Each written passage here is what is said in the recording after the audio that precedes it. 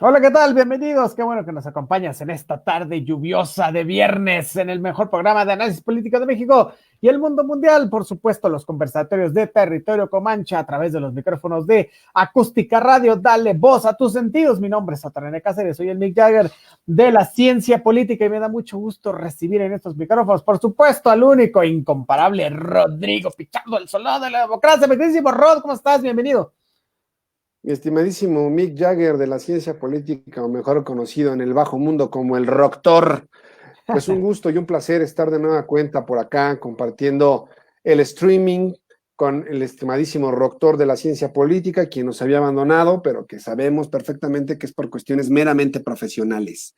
Así que, pues un gusto estar de nueva cuenta. Ya nos falta esa frase célebre de Vanessa porque viene tarde, pero hoy es viernes, ¿no?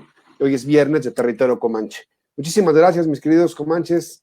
Una vez más vamos a darle un ratito al análisis de la polaca. Oye, diría nuestra queridísima Vanessa, hoy es viernes y el cuerpo lo sabe, pero vamos a dejar que ella venga en un ratito porque por cuestiones también puramente profesionales no puede estar con nosotros desde el inicio del programa, pero dijo que no se lo iba a perder y que en un ratito más estará aquí con nosotros, así que bueno, no se desespere, aquí la vamos a tener para que nos diga sus frases memorables de todos los viernes y nos dé sus recomendaciones y también su análisis político y demás.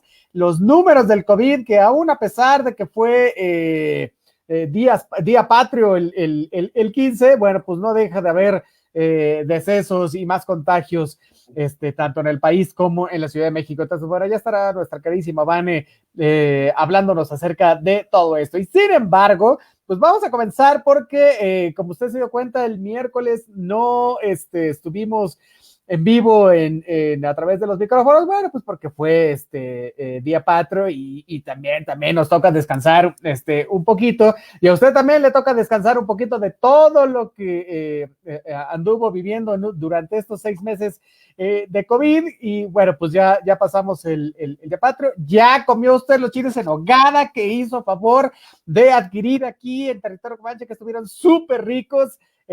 Nuestro queridísimo Rodrigo pues se los perdió porque no hizo su pedido, pero estuvo súper bueno. Muchas gracias a todos los que hicieron sus pedidos. Estuvimos repartiendo por toda la Ciudad de México y bueno, pues ¿qué les puedo decir? Todo el mundo quedó encantado. Al ratito voy a subir las fotos para que vea de lo que se perdió y de lo que disfrutó si usted fue uno de los afortunados en pedirlos. Bueno, pero más allá de la cenita que todo el mundo tuvimos a bien llevar a cabo por estos días patrios, vamos a hablar un poco acerca de esta ceremonia del grito que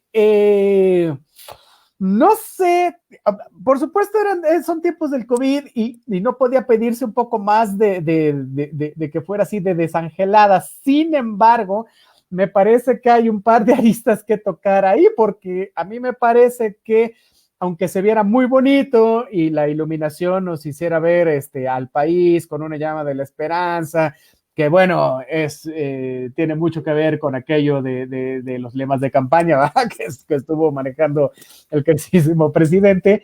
Creo que hubo un poco de desazón, no por el grito en particular, sino como en la cuestión meramente individual, ¿no? De este festejo de la noche patria. ¿Y a qué me refiero con esto? Bueno, pues porque la figura del presidente muy desangelada, la sonrisa también muy desdibujada, ¿no? De la primera dama, y a mí me parece que esto fue una representación muy buena de este sentimiento de desesperanza y desánimo que hemos tenido los mexicanos y que en cierta medida opaca, ¿no? La gran antorcha que quiso poner la presidencia como un símbolo de esperanza, ¿no? O sea, había mucho silencio incómodo en el Palacio Nacional, ¿no? Fue un día, me parece, muy difícil para el presidente Andrés Manuel López Obrador, porque las circunstancias, por supuesto, las circunstancias de la pandemia, pues se interpusieron en esta alegoría muy tradicional de nosotros, los mexicanos, ¿no? Entonces, existen razones de peso para no estar tan felices, ¿no? Ahí tenemos los más de 70,000 muertos por la estrategia catastrófica, ¿no? Que se ha catalogado ya sí acerca de estos procesos de la pandemia por el COVID. También por las autoridades, ¿no? Que no han hecho como el mejor de los trabajos. Bueno, ahí tenemos la pésima, digamos, relación que se está teniendo ahorita con los feministas, ¿no? Que permea no solo a mujeres, sino también a niños, estos niños con cáncer que no tienen tratamiento, que hay falta de medicamentos, que hay falta de recursos hospitalarios, en fin, ¿no? Hay ahí también esta cuestión de una preocupante corrupción, ¿no? Que hemos visto durante la administración. Ahí está lo que le cayó del hermano, de Pío, ¿no? Y yo quiero que todo esto opacó el entusiasmo del presidente López Obrador, ¿no? Súmale a esto, ¿no? Un poco la ingobernabilidad, ¿no? Y la falta de, vamos a decir, talento, ¿no? De la Guardia Nacional, que todos los días es atacada por donde le veas, ¿no? No solo con palabras y con análisis, sino con piedras, con palos, con señalamientos, con acusaciones, en fin, ¿no? O sea, se le veía en el rostro que es un país que un poco se le va de las manos, ¿no? Entonces, bueno, mucha soledad en Palacio Presidencial, en esto, ¿no? Y bueno, pues ahí está el gran cerco de seguridad que se montó, ¿no? Desde un día antes para entrar para esta cuestión de Palacio Nacional. Muchos testimonios de gente que aún a pesar de que se les dijo que no fueran al Zócalo, pues ahí estuvieron y lo vieron prácticamente desde el Palacio de Bellas Artes, ¿no? O sea, porque desde ahí estaba el cerco. Pero bueno, al otro día estuvo el desfile militar, increíble. La verdad es que la Sedena siempre se ha caracterizado por dar muy buenos desfiles militares. No fue la excepción, por supuesto, fue diferente.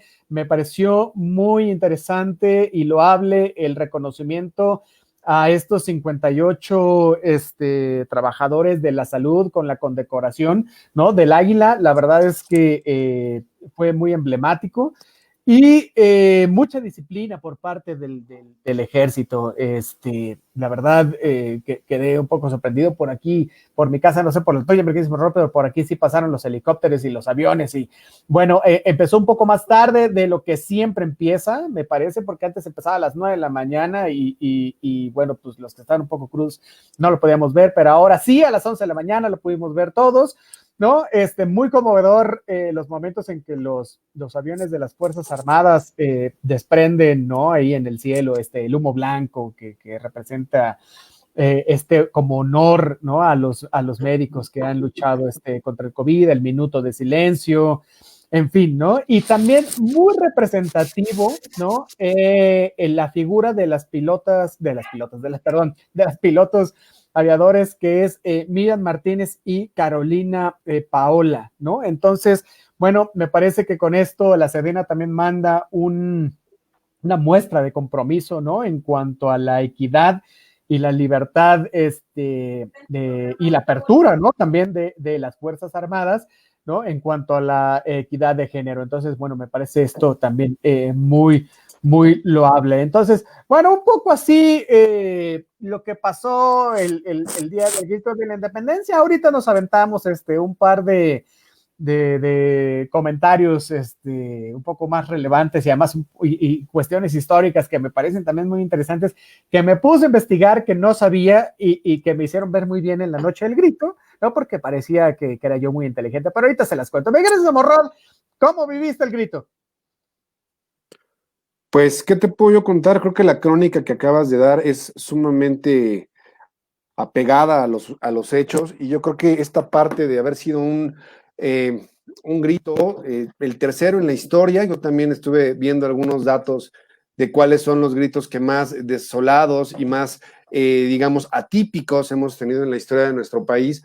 Podría ser contemplado como el tercero, y me gustaría citar esos datos. El primero de ellos fue justamente allá en el año de 1847, cuando se ondea la bandera de los Estados Unidos en Palacio Nacional, donde pues también se anunciaba la pérdida de la mitad del territorio de nuestro querido México, donde pues ante tal acontecimiento la gente no pudo haber hecho nada, dado que la ciudad estaba completamente sitiada, estaba tomada por el ejército norteamericano. Eso fue pues trágico, porque justamente se ondea la bandera de los Estados Unidos en Palacio Nacional. El segundo, y el que me parece también muy relevante, fue en el año de 1864, cuando en Querétaro, Maximiliano de Habsburgo intentó dar el grito de independencia, pero bueno, él no conocía realmente la historia nacional y mucho menos conocía los nombres de los héroes de la patria, ¿no? Porque afirmaba que no existía un cementerio donde pudieran dar como cuenta de lo que habían hecho y entender un poquito su trayectoria y por qué se les consideraba héroes. Este intento de grito de la independencia pues no fructificó en nada. Mientras tanto, el queridísimo Benito Juárez, en ese mismo año, en el estado de Durango, pretendió llevar a cabo una celebración sumamente austera, únicamente con la intención de no dejar pasar tan célebre acontecimiento, ¿no? Entonces, este podría ser el tercero, aunque por circunstancias completamente diferentes. Uno fue por la invasión, el del 47, 1847, el otro fue por este conflicto en el que se pretendía por parte de los conservadores traer a un emperador aquí a tierras mexicanas, cosa que no funcionó y que después se le conoció como la República Restaurada, una vez que el propio Benito Juárez hace que lo fusilen allá en el Cerro de las Campanas, también en Querétaro, ¿no? Y bueno, dados estos datos que seguramente a muchos les llamarán la atención, a otros les dirán que flojera, pero por lo pronto yo podría considerar en la historia de nuestro país también el tercer grito de la independencia sumamente atípico por esta cuestión del virus, por esta cuestión que nos está aquejando no solo a nosotros, sino a nivel mundial, y es algo que pues definitivamente no podemos dejar pasar por alto ante una invasión de fervor patrio. Yo creo que yo no soy muy festivo tal vez en esta parte de ir al Zócalo o a las diferentes alcaldías, a los palacios de gobierno, pero sí soy de celebrar, ¿no? Sí soy de ir a la casa ahora ya a la casa de mi suegra o a la casa de los abuelos o a la casa de los tíos o de los amigos, pues a celebrar, ¿no? Que somos independientes en alguna forma, ¿no? Digo, con todo y un sistema democrático joven y que todavía está pues en vías de construcción, dentro de todo somos un Estado soberano y tenemos el reconocimiento de Estado ante todo el mundo. ¿Qué pasa con todo esto? Que independientemente de la parte del virus, esta situación de tratar de enaltecer pues la esperanza de los mexicanos para salir avante en una situación como esta, el no dejar pasar una fecha tan importante y simplemente decir pues no podemos celebrar, el hecho de que el gobierno haya hecho un esfuerzo y sobre todo un reconocimiento a las personas que han perdido la vida cuando se le están rindiendo honores a la bandera, y que me parece un desacierto por todos los flancos el que López Obrador haya volteado a ver su reloj durante ese minuto de silencio, y cosa que seguramente ha sido muy criticada por algunos analistas, esta parte de poner en alto el ejército mexicano, el cuerpo médico que ha estado, como le llaman, en la trinchera, ¿no? En la primera línea de batalla, estos reconocimientos de los que tú nos hablas, yo creo que no son suficientes para tratar de olvidar todo lo mal que se ha hecho en el gobierno federal y simplemente decir, ok, yo celebro México. Sí celebras a México, pero no celebras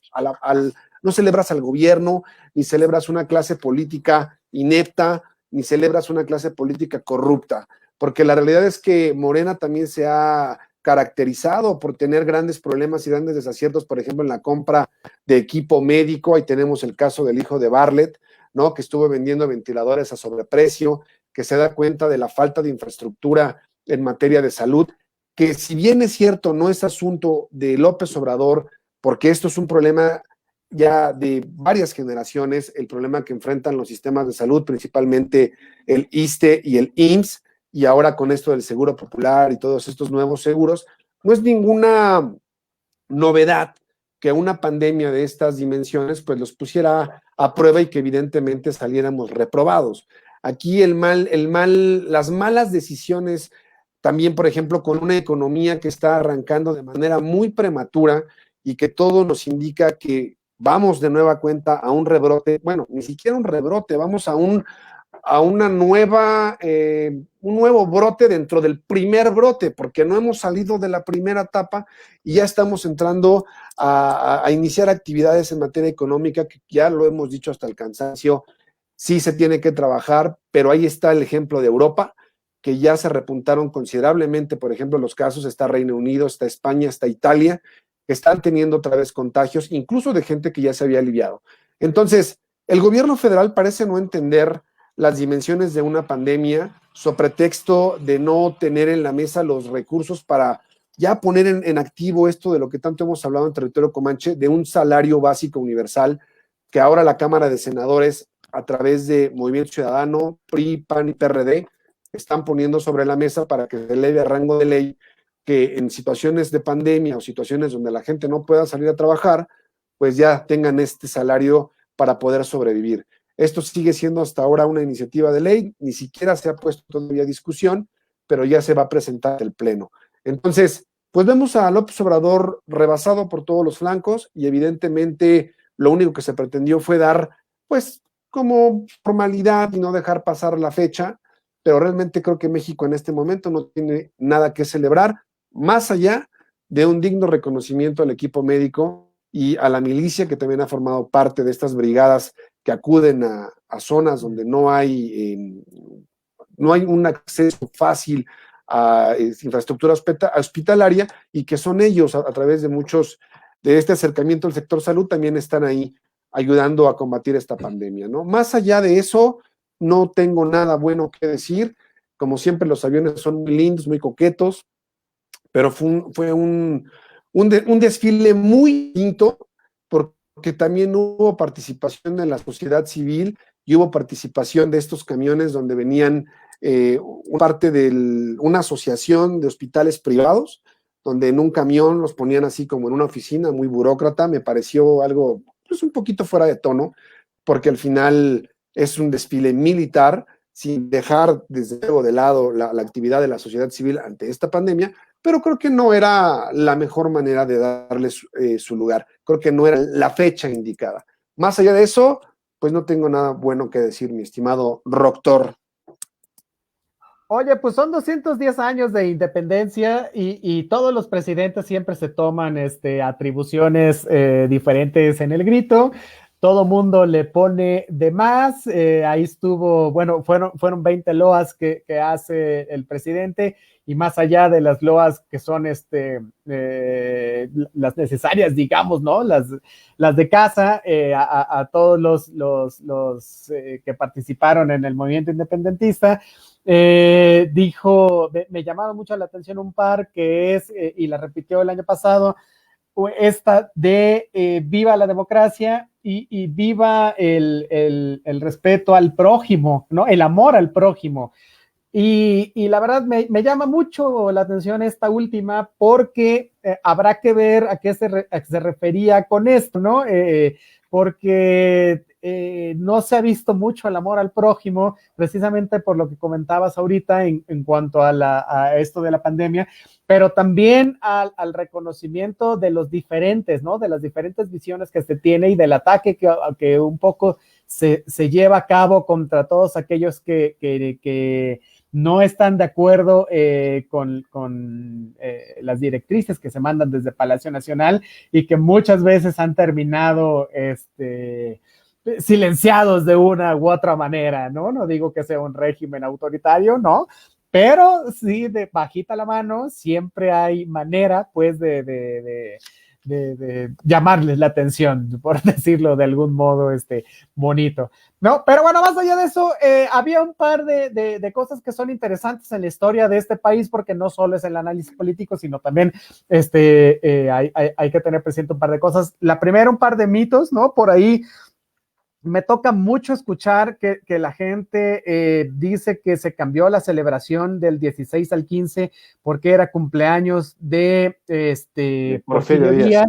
Y la verdad es que no es así. Nos gustaría pensar que es así, pero pues no fue. Lo que sí hace Porfirio Díaz es traerse la campana de Dolores a Palacio Nacional para en los gritos tocarla, y es a partir de ese momento que se hace esta arenga, ¿no? Digamos, con la campana de Dolores, lo cual no se hacía hasta que lo hizo el buen Porfirio Díaz. Otra cosa que me parece interesante es que precisamente el cura Hidalgo no es quien toca la campana en el grito, ¿no? De Dolores, sino que manda a un sacristán a que toque la campana, ¿no? Porque hay que recordar que Allende llega con los conspiradores, digamos, y les dice, oiga, fíjense que nos acaban de descubrir, ¿no? Y entonces dice, bueno, pues huyamos y recomponemos esto. Y Hidalgo dice, no, no, es el momento perfecto, ¿no? Pues ya que nos descubrieron, pues ya vamos a hacerlo, ¿no? Y esta cuestión que podría parecer solo un mero dato cultural es muy importante, porque la historia nos pinta a Hidalgo como el padre de la patria, pero ¿qué tal habría sido que hubiera sido Allende? Porque Allende fue el que, digamos, materializa toda esta cuestión de independencia. Sí, el padre Hidalgo participaba, pero Allende era el líder, ¿no? Digamos, él era el bueno, ¿no? El que había conseguido hasta cierto punto. Y cuando él decide decirles a los conspiradores, ¿saben qué? Vámonos y lo reorganizamos. Y Hidalgo dice, no, ¿sabes qué? Lo vamos a hacer de una vez. Ahí cambia esta relación de poder, ¿no? Que es lo que los estudiosos de la ciencia política pues vemos como punto nodal, ¿no? El estudio del poder. Entonces, ahí se cambia. Y Allende, ¿no? Hasta que los fusilan a los dos, odia para siempre a Miguel Hidalgo. Hay crónicas por ahí de que en algún momento de estos 10 meses que estuvieron haciendo hasta su fusilamiento, hasta lo intenta envenenar, ¿no? Son estas cosas de la historia que son muy, muy, muy interesantes, más allá de si sean ciertas o no. Hay documentos que podrían probar que sí, pero bueno, vas a entrar en eso.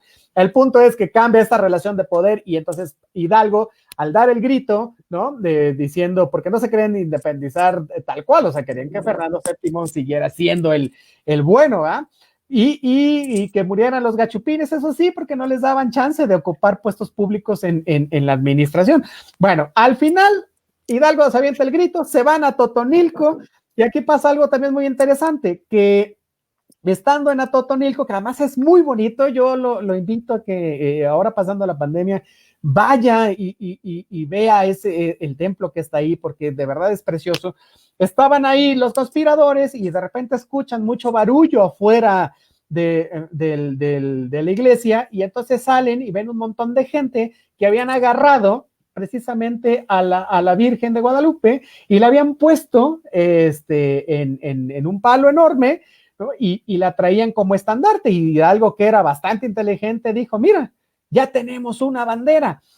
Y más allá, otra vez, de que sea solo un dato ahí meramente histórico, la verdad es muy interesante. ¿Por qué? Porque esta se vuelve la bandera de los liberales, pero los realistas dijeron, oye, si estos tienen una virgen como estandarte, como bandera, nosotros también vamos a tener una.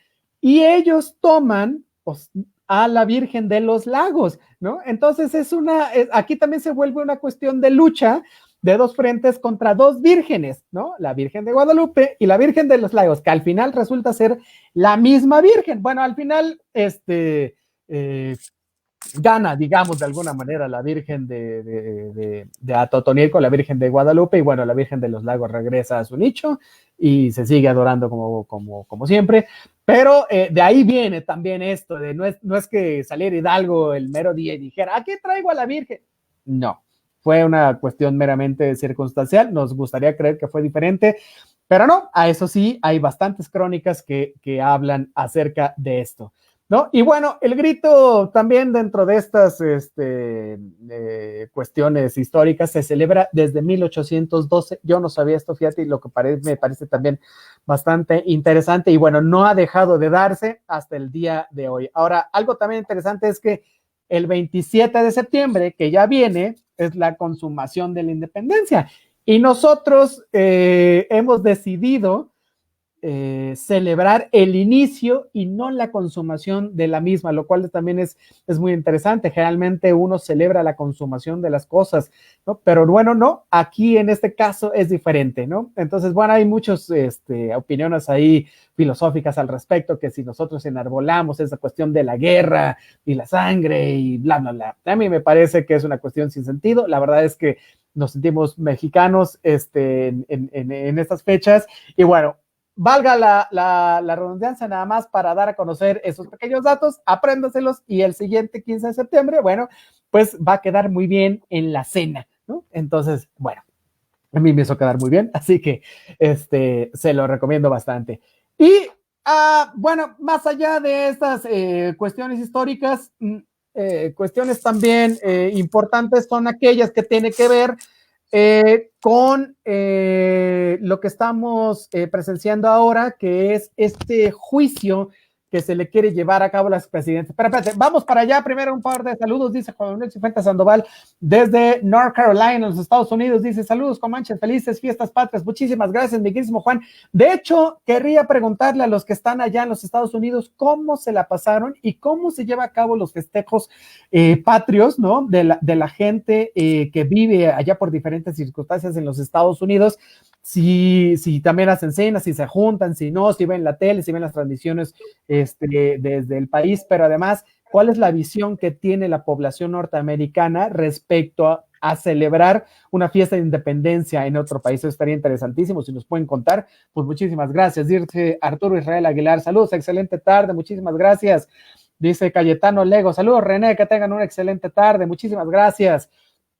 Dice Guadalupe Pérez Rul Cabrero, le costó la cabeza al Curo Hidalgo, sí, le costó la cabeza y la pusieron en una pica y me parece que la del Curo Hidalgo estuvo en Guanajuato, si mal no recuerdo el dato, ¿no? Y luego la de Allende me parece que esa se fue hasta el norte. En fin, bueno, si alguien las quiere ir a ver, están en el Ángel de la Independencia, ahí están los restos óseos de los consumadores, bueno, de los iniciadores de la independencia, así que en algún momento estuvieron en Palacio Nacional en una exposición y muy interesante también, la verdad, pero bueno, ahí están, cuando los abren los puede usted a ver, pero sí, le costó la cabeza al Curo Hidalgo, es correcto. Dice Arturo Carrasco, saludos, mi queridísimo Arturo, muchísimas gracias por estar con nosotros. Al final me aviento la del Pípila, también es una historia bastante interesante, no se preocupen. Oye, bueno, pues vamos con esto de los expresidentes. ¿Por qué? Porque se ha dado todo un merequetengue acerca de si se juntaban o no se juntaban las firmas para llevar a cabo esto, ¿no? Al final se juntaron, ¿no? Pero el presidente también mandó su escrito, ¿no? Por si no se juntaban las firmas y ahora le toca a la Suprema Corte de Justicia de la Nación, pues revisar si procede o no procede entuerto, ¿no? Que tiene aquí metido al presidente y que lo debe tener también un poco preocupado, o no, porque al final el cálculo político del presidente creo que es que si le sale, estará por supuesto actuando en contra de la corrupción, y si no le sale, si deciden que no se puede llevar a cabo, bueno, siempre tiene algo que decir acerca de, ya ven, cómo los neoliberales no quieren que se lleve a cabo esta restitución acerca de las cuestiones corruptas que hubo en el pasado. ¿Cómo ves, mi queridísimo Rodrigo, tú que estás muy cerca ahí del poder legislativo y que se está llevando precisamente ahí la discusión?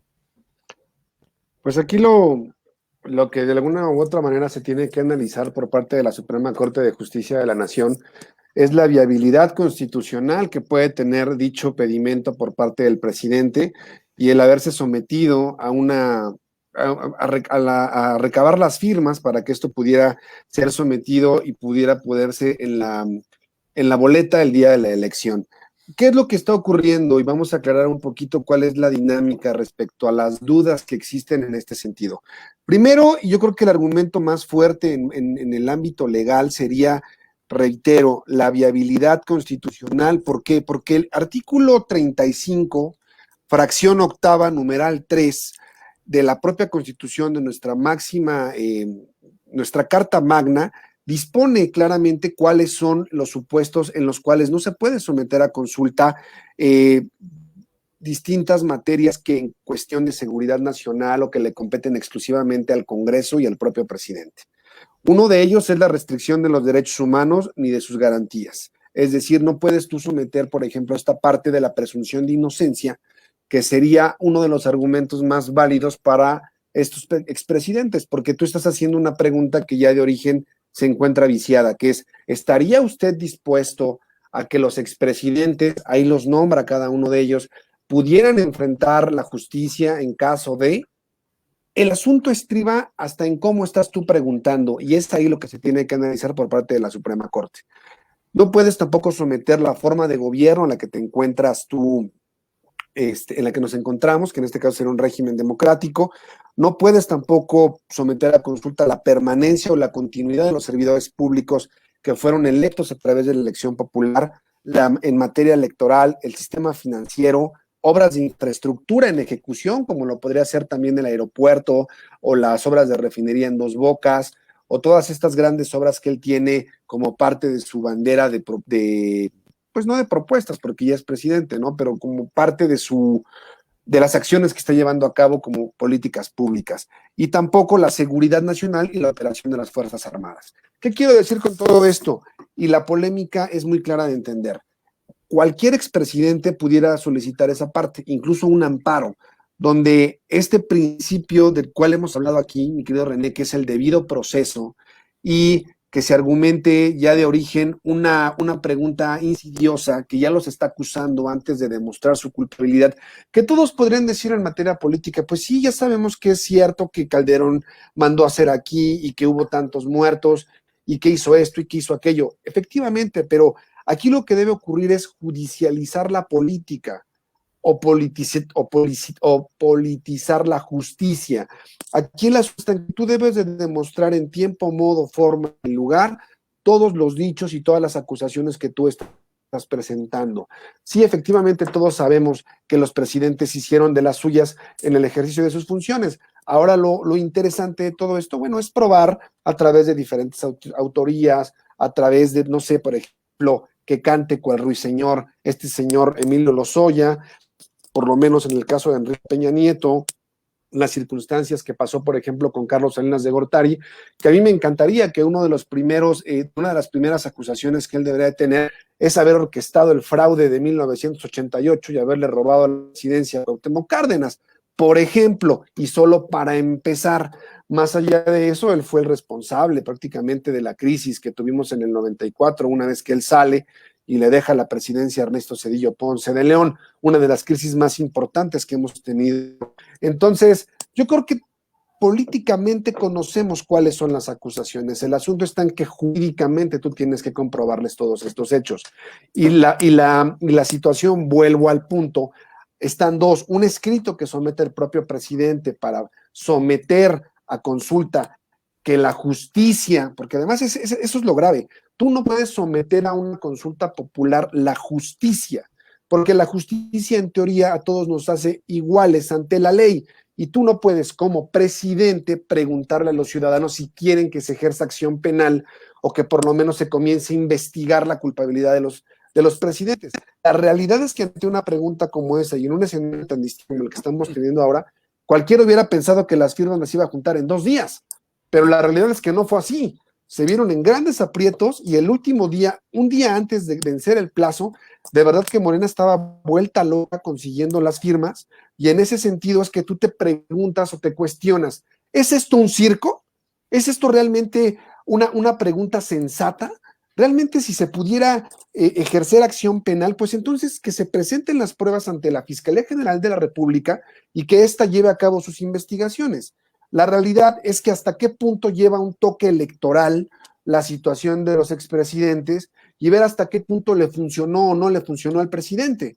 Porque es en serio, yo creí que todo el mundo iba a firmar con los ojos cerrados y a los 2 días de la propuesta tenemos el doble de firmas requeridas, que era de 1.800.000. Pero la realidad es que no fue así, René.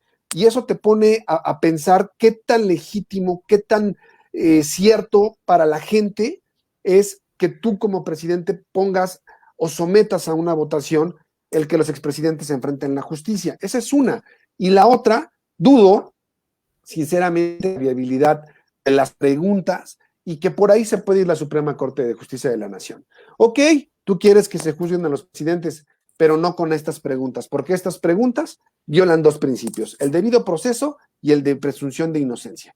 Mientras tú no me hagas unas preguntas distintas o pongas algún hecho probatorio dentro de lo mismo para que tú me especifiques en dicha pregunta que hay elementos que acusan a todos los expresidentes, que todos sabemos que los hay, pero insisto, debe de probarse una máxima del derecho, y lo he dicho aquí hasta el cansancio.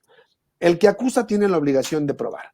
Y no podemos hablar de acusaciones meramente políticas. Se tienen que hacer acusaciones en el marco de la legalidad. Y mientras esto no suceda, mientras esto sea únicamente parte de un discurso circense, porque eso es, mi querido Rui, no tiene la seriedad jurídica que hace falta para que esto se dente. Vivimos en un país en el que realmente las leyes a veces sí se hacen a modo y tú dices, la ley solamente es para los más pobres porque el más rico siempre se sale por la tangente. Habría que ser más inteligente.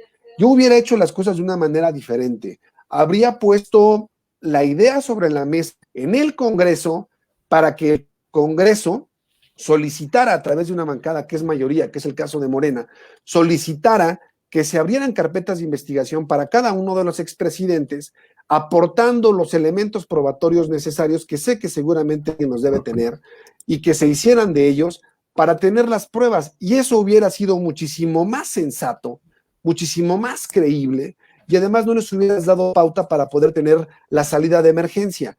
Hoy en día, René, cualquiera que argumente faltas al debido proceso sale por la puerta grande, aunque todo indique que es culpable. Así las cosas, así son las leyes en este país, e independientemente de que la Suprema Corte pudiera hacer una buena chamba, se encuentra también ante el escrutinio público internacional.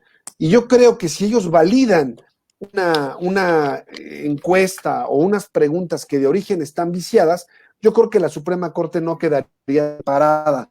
Si acaso lo que pudiéramos esperar es que le dijeran, vuelve a hacer tu teatrito, pregunta de una manera diferente y probablemente podamos revisarlo de nueva cuenta.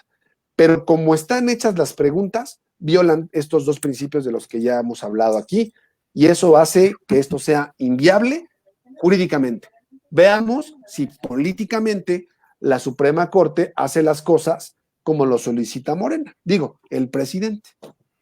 Es correcto. Oye, fíjate que esto de qué hacer con los expresidentes sí ha sido un tema que López Obrador ha dedicado buena parte de sus opiniones públicas desde la campaña electoral, de hecho, ¿no? Pero mira, un dato que hoy es el día de los datos, me cae, pero un dato que parece que no se recuerda es que precisamente quien origina esta discusión sobre los procesados, los expresidentes, fue Ricardo Anaya, precisamente, ¿no? Que tuvo una reunión durante la campaña en 2018 con desarrolladores inmobiliarios y lanzó esta idea de meter a la cárcel a Enrique Peña Nieto y a Felipe Calderón, ¿no? Tú recordarás que él tenía encima esta acusación de haber vendido una nave industrial, en fin, ¿no? Y entonces un poco para desviar el asunto se fue contra el presidente en funciones y también contra su antecesor. Entonces, bueno, como tú bien lo dices, ¿no? La Corte tiene esto en las manos, ¿no? Pronunciarse sobre unas de las cuestiones políticas más importantes para Obrador, ¿no? Y lo decíamos ahorita al inicio, es cierto, ¿no? Tan pensó Obrador que no iba a reunir el 1.800.000 de firmas, que él firmó la convocatoria a la consulta, ¿no? Al final las firmas llegaron a las 11 de la noche del 15 de septiembre, ¿no? También con una pregunta hecha. Entonces, bueno, ya veremos qué dice la Corte al respecto, ¿no? Pero es importante porque ayer también el presidente Obrador en la mañanera, ¿no? Mandó a decir a los ministros el deseo que se haga esta consulta y que esta consulta esté encima de la constitucionalidad de la convocatoria, ¿no? Es decir, Obrador les decía, a lo mejor no han visto la encuesta, ¿no? Esto en referencia al sondeo que muestra el gran apoyo que hay sobre el juicio a los presidentes y sobre todo a Salinas de Gortari, porque bueno, Carlos Salinas de Gortari es el peor de todos, ¿no? De acuerdo con los morenistas. Pero mira, ahí te va algo acerca de los expresidentes. La verdad es que se lleva a cabo la consulta o no, mira, la verdad, los tiene sin cuidado, pero así, sin cuidado tal cual. Mira, Carlos Salinas ahorita radica en la ciudad de Londres, ¿no? Y la verdad es que cuando le haces un seguimiento, pues se le ve correr en el parque que está muy cerquita al Palacio de Buckingham, sin preocuparse de gran cosa, ¿no?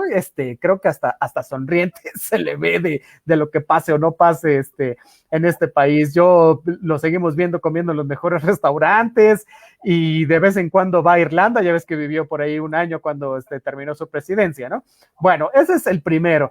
Ahora, Ernesto Zedillo está muy cerquita de México, o sea, está radicando en los Estados Unidos y pues sí es el responsable del error de diciembre, ¿no? Pero también es el presidente más condecorado de todos a nivel mundial, o sea, era el 12 chambas, no sé si te acuerdas, ¿no? La verdad es que estaba metido en todos lados, ¿no? Y la verdad es que yo no vislumbro que esos premios hayan sido por lo mediocre que pudiera o no ser, ¿no? O que se los haya robado, o en fin. Bueno, pero ese es el punto, es que tan preocupado tampoco lo veo. Y ahorita se le llamó para ser uno de esos consultores en cuanto al rescate económico mundial, ¿no? De estos grupos elite, ¿no? Y está metido ahí. Bueno, ya veremos, ¿no? Ahora, Vicente Fox, ¿no? También pues mira, él está todavía un poco más cerquita de la Ciudad de México, no está allá en el estado de Guanajuato,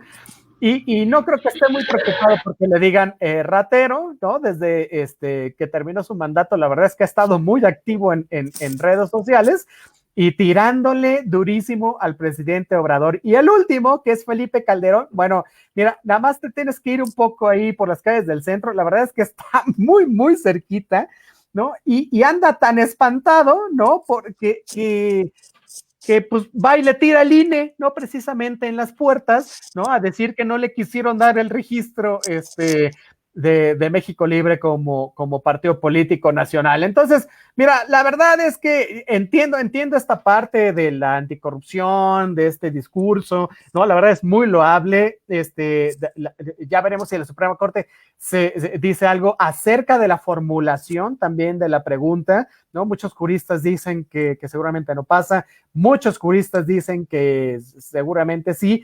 Ya veremos qué es lo que dice la Suprema Corte a través de esto, pero bueno, el punto es que los expresidentes que están siendo mencionados en esto, pues difícilmente estarán preocupados. Bueno, y el último, Peña Nieto, está en España, bueno, con su novia modelo, y la verdad es que lo último que le está importando es si es indiciado en algo, inclusive con lo de Lozoya. ¿Cómo la ves, mi queridísimo Rod?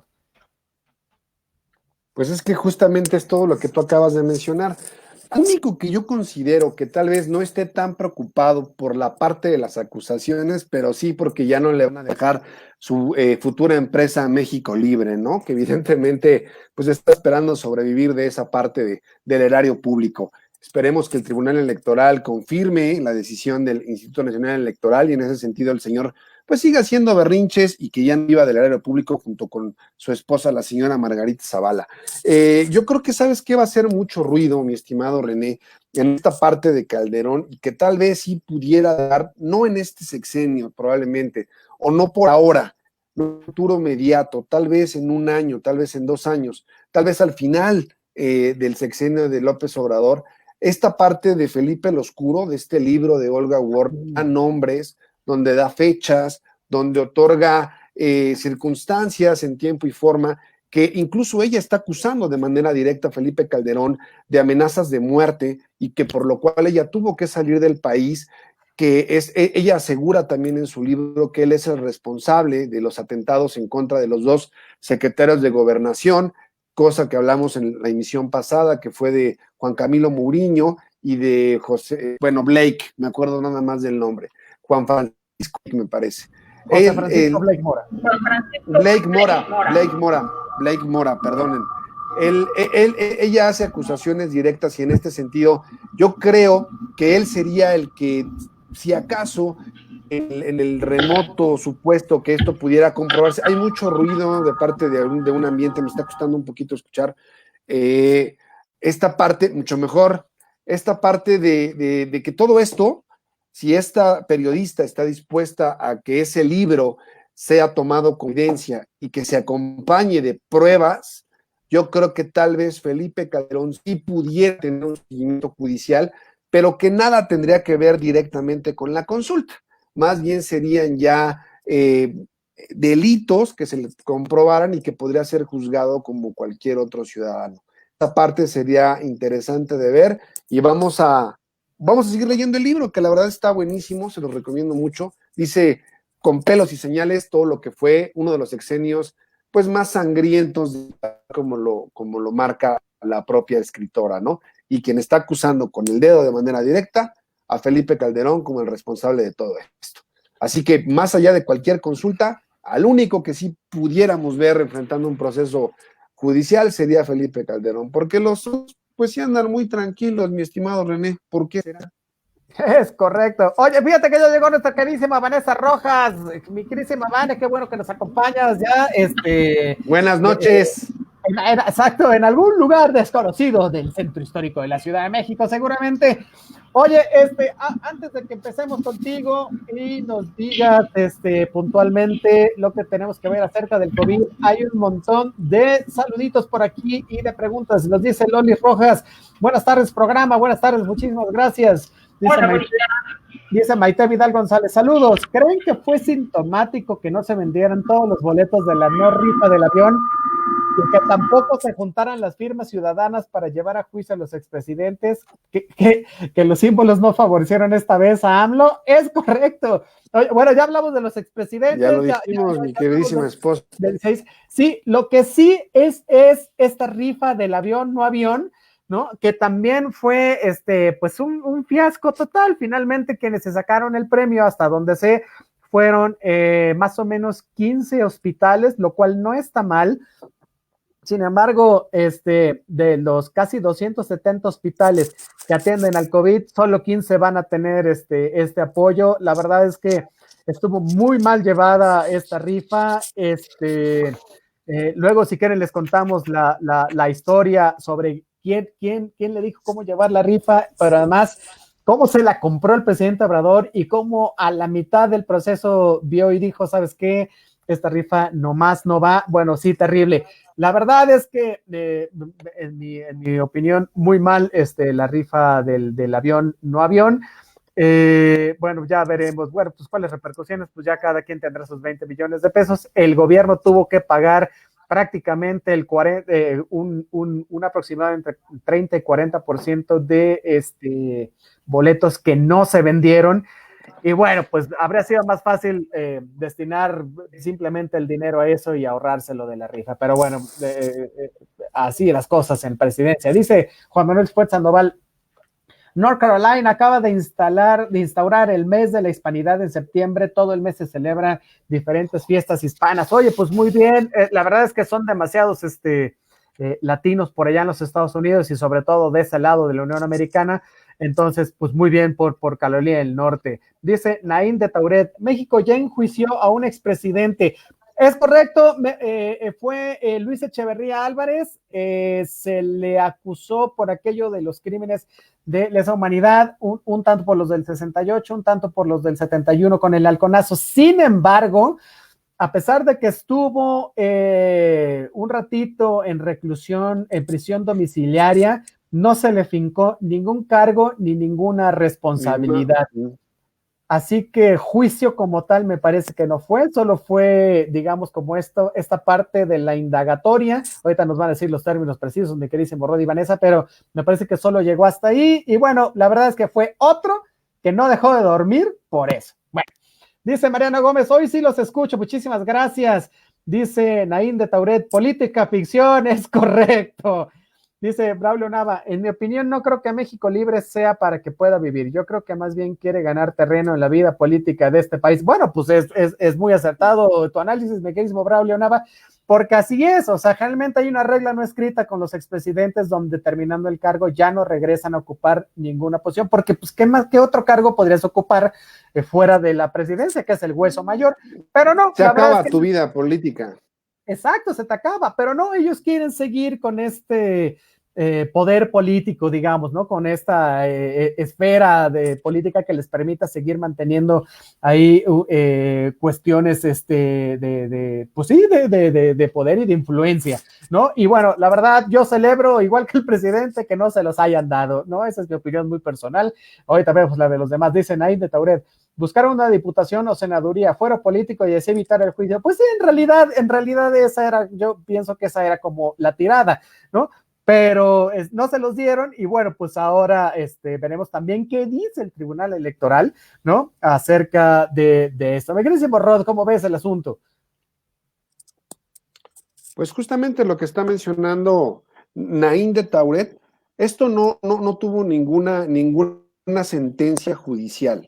Lo único que se hizo fue dar cuenta de los hechos y de las acusaciones que presentaba en aquel entonces la Comisión para Delitos Cometidos en el Pasado, que fue una comisión que revisó el caso justamente del 68 y del 71, el primero conocido como la matanza de Tlatelolco, el segundo conocido en el 71 como el Halconazo, que fue también la represión y la desaparición forzada de un número de estudiantes que se estaban manifestando, lo mismo que en el 68.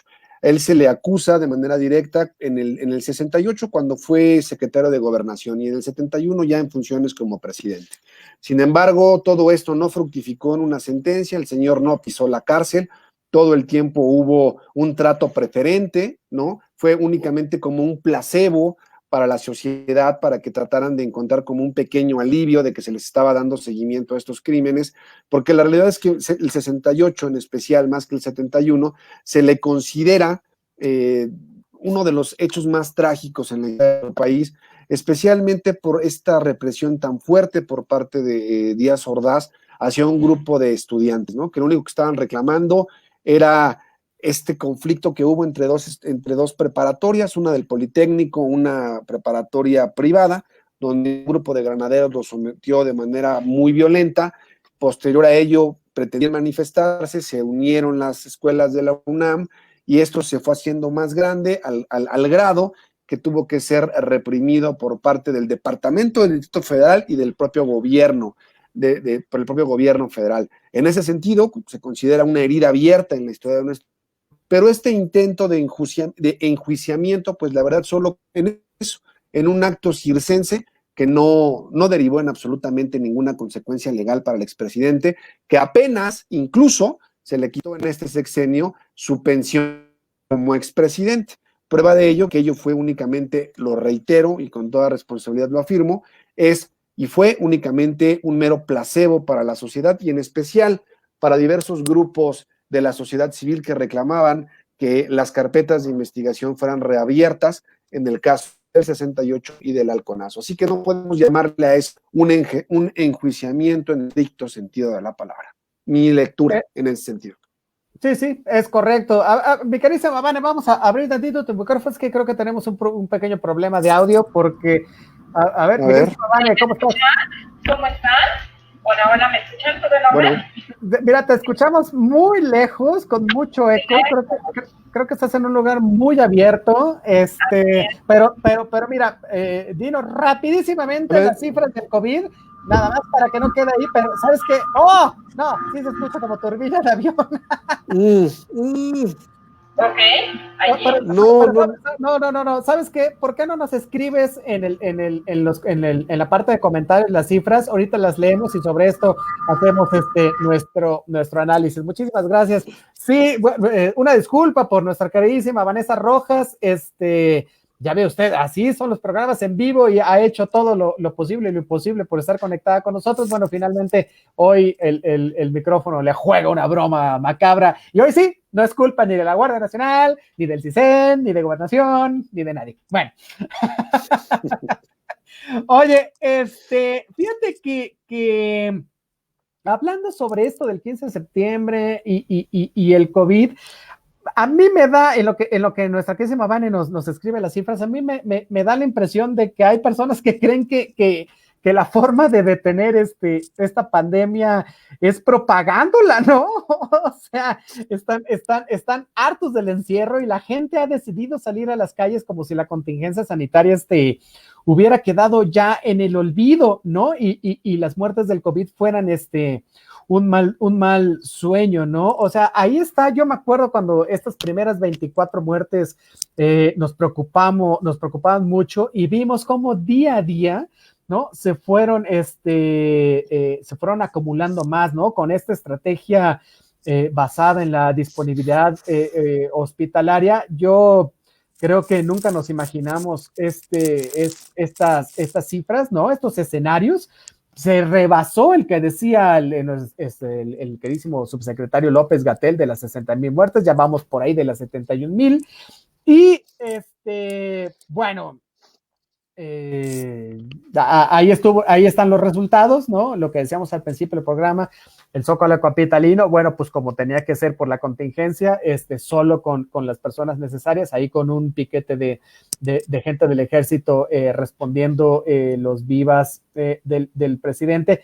Sin embargo, yo veo, al menos aquí en la Ciudad de México, que ya hay tráfico, ¿no? O sea, ya otra vez empiezan a hacer estos desmanes, a eso súmele las lluvias que están viniendo durísimas, que ha habido inundaciones y la gente tiene que salir a fuerza, los que nos quedamos en casa somos llamados la resistance, dirían los franceses, ¿no? Somos la resistencia, ¿no? Y parece ser que si ahora sales y no quieres saludar a alguien de mano o de abrazo, pues eres un mala onda, un aguafiestas, ¿no? Entonces, a mí me parece que un poco al gobierno se le está saliendo el control de la pandemia. Hemos visto en las noticias también muchas de estas fiestas COVID masivas, ¿no? Entonces, creo que la gente ha dejado de escuchar las recomendaciones y no solo de escucharlas, sino también de seguirlas. Insisto, hay caos vial, el transporte público opera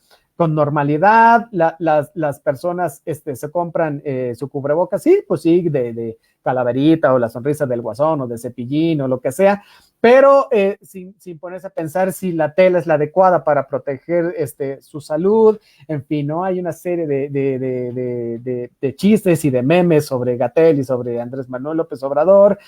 En fin, ¿no? Y insisto, lo hemos dicho en este espacio y lo seguiremos checando hasta el fin de los tiempos. Pues hay mucha desinformación y ya veremos la factura que les pasan, ¿no? Y las cuentas que tengan que rendir López-Gatell y el mismo Obrador sobre este tema. Mi queridísimo Rod, ibas a decir algo. Lo que sí es que las muertes están continuando, los contagios están sin control. Y eso sí, las camas están disponibles, pero bueno, van a seguir estando disponibles, insisto, si la gente no va porque no quiere ir al hospital a morir ahí, ¿no? Dentro de muchas otras cosas. Así, perdón, mi queridísimo Roda, échale. No, pues yo creo que aquí Territorio Comanche se ha empeñado muchísimo y hemos seguramente cansado los oídos de muchos comanches, pero de verdad lo hemos dicho todo el tiempo y con toda responsabilidad. Hay un arranque prematuro, inician acciones, arranca operatividad la economía de manera muy temprana, lo cual es absolutamente irresponsable. Yo creo que al gobierno federal le saldría mucho más económico comenzar a distribuir este salario básico universal que enfrentar seguramente, si vamos en 72,179 defunciones, según la reina de la democracia que nos aporta el dato, 72,179 defunciones, yo creo que vamos, y lo he dicho, yo creo que vamos a llegar entre los 95 y los 100,000 al mes de diciembre. Porque la gente ya está en una absoluta relajación, mi querido René, ya el tránsito está volviendo a convertirse en algo desquiciante.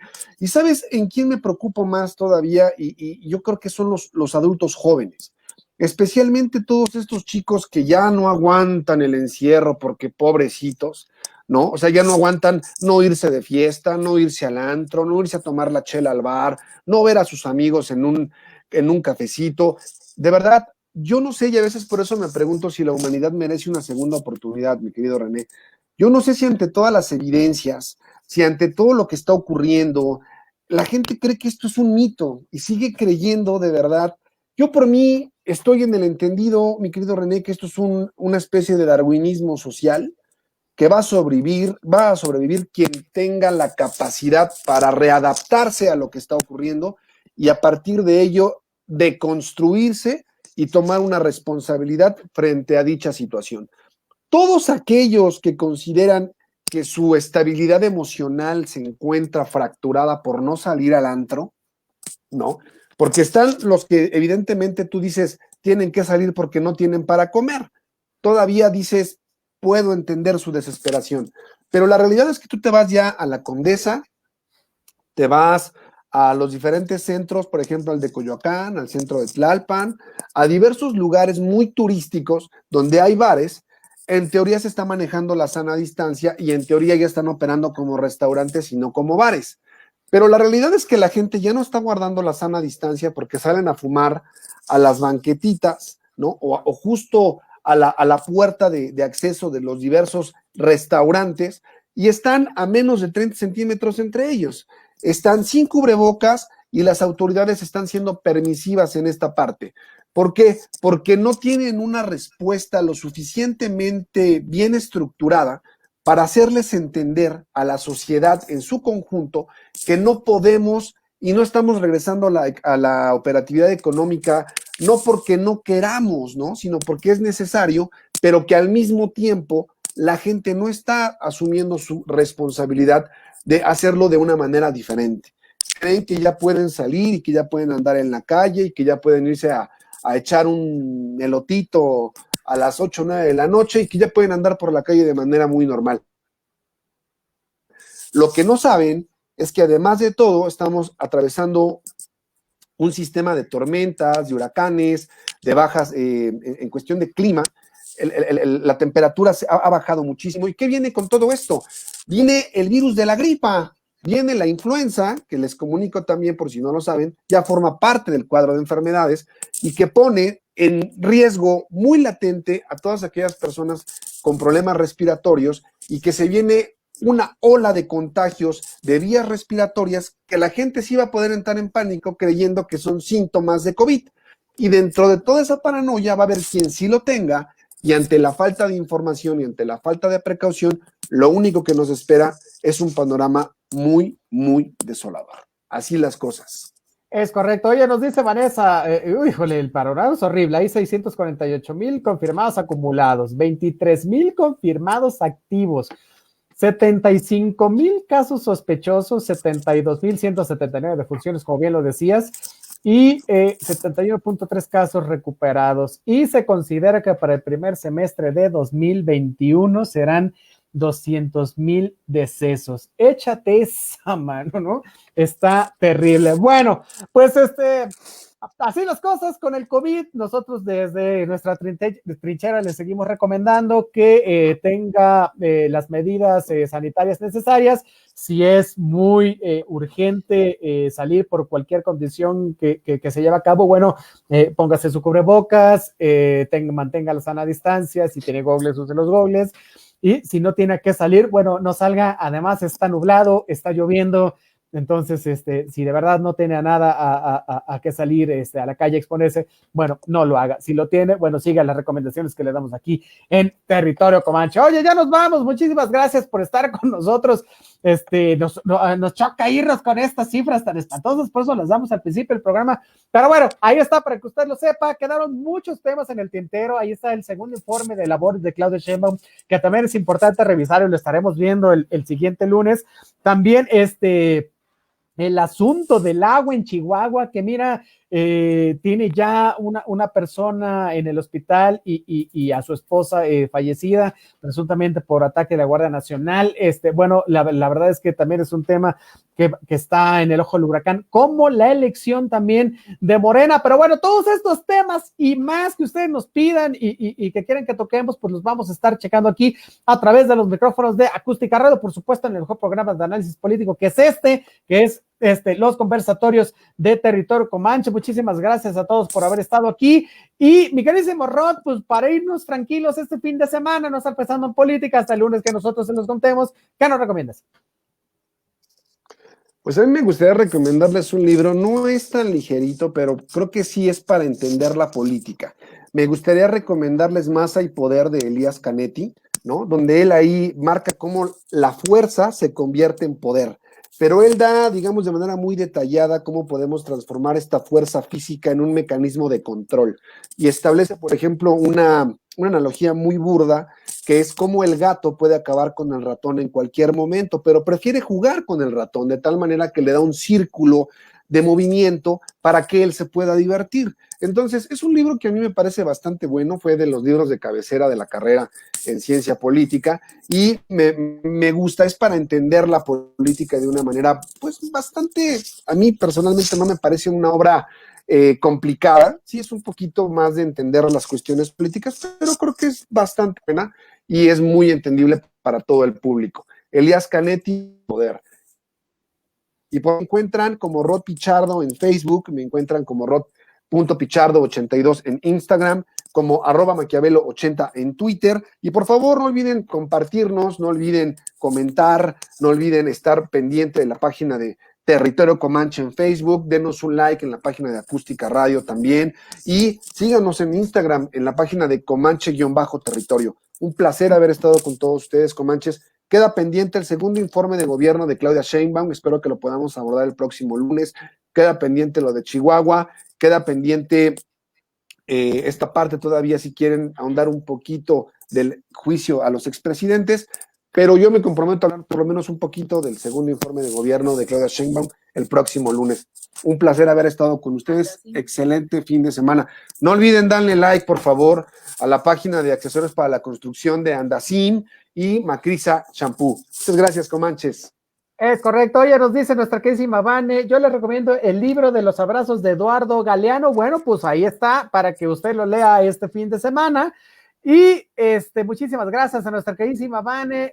Ya el siguiente lunes estará reincorporando con nosotros desde una ubicación conocida y sin tanto ruido, para que nos dé también su análisis político. Pero muchas gracias por habernos acompañado también en el programa. Nos dice Elima Enríquez, mándame unos saludos, estimado René Cáceres. Pues saludos, mi queridísimo Lima Enríquez, muchísimas gracias por seguirnos en el programa y por supuesto una felicitación para su hija Brilma Enríquez, que acaba de entrar al Politécnico Nacional, cosa que no es nada sencilla, así que bueno, desde aquí un abrazo y una felicitación. Oye, igual de talentosa que el papá, no sabes pues qué más quieres, ¿no? Bueno, pues un abrazo, muchas felicidades. Es correcto. Y bueno, pues en lo que entras al Poli, no te pierdas Territorio Comanche, lunes, miércoles y viernes de 2 a 3 de la tarde, ¿no? Para que entres así, mira, perfecta, platicando de todo lo que acontece en nuestro país. Oye, mis redes sociales, Otto René Cáceres, así, Otto con doble T en todas las redes sociales, ¿a poco no, mi queridísimo Rod? ¿Dónde más me encuentran? No le da pena al señor, hombre, hasta en el buró de crédito. Es correcto, hasta ahí me van a encontrar, así que YouTube, Twitter, Instagram, LinkedIn, en todos lados, y el buró de crédito, por supuesto, usted hable, ahí estoy, le van a dar referencias personales. Oye, yo muy malas, pero bueno. Sí. Pero bueno, ahí está uno. Oye, yo le voy a recomendar que vean Dark. Quien no ha visto Dark no ha vivido. Por supuesto que ya la tercera temporada a mí no me gustó mucho, pero bueno, ahí está Dark. Y si ya vio Dark, vea Homeland. Y si no, y si ya vio las dos, pues lea Felipe el Oscuro. Estoy yo en el capítulo donde habla acerca de la vida y trayectoria de Genaro García Luna. Está interesantísimo, me encanta esa parte, ¿no? Para que usted vea el tipo de calaña que era el Genaro García Luna. Bueno, véalo. Dice Mariana Gómez, mafiosos. El lunes, pero mafiosos hasta decir basta. Dice Mariana Gómez, el lunes queremos pastel. Sí, todos vamos a querer pastel. Ya lo va a ver usted. ¿Por qué el lunes? Bueno, va a ser sorpresa. Y ya nos vamos. Muchísimas gracias por haber estado con nosotros. Por supuesto, no se lo puede perder el lunes porque habrá pastel. Y usted dirá por qué. Bueno, pues lo tiene que ver para que no se lo pierda. Recuerde darle un like, como bien dijo nuestro queridísimo soldado de democracia, porque ahí tenemos shampoos, tenemos materiales para la construcción, tenemos clases de artes marciales, tenemos psiquiatras, psicólogos, tanatólogos, tenemos dulcecitos, hay comida. Bueno, hay de todo. De todo. Exacto. Y la viña del Señor se llama Territorio Comanche. Muchísimas Territorio gracias por Comanche. estar con nosotros, dice Ana Lucía Soto Morales. Hola, Comanches, hola, muchísimas gracias. Ya nos Hola, vamos, hola. nos vemos en el siguiente. Recuerde que hoy es viernes, piste. Esa es mi recomendación. Nos vemos, muchísimas gracias. Nos vemos el siguiente lunes, 2 a 3 de la tarde, a través de Acústica Radio. Saludos a nuestro queridísimo Donny Martínez, el productor va hombre de la radio. Ahora sí, ya nos vemos. ¡Piste! Bye. Gracias. Bye, bye.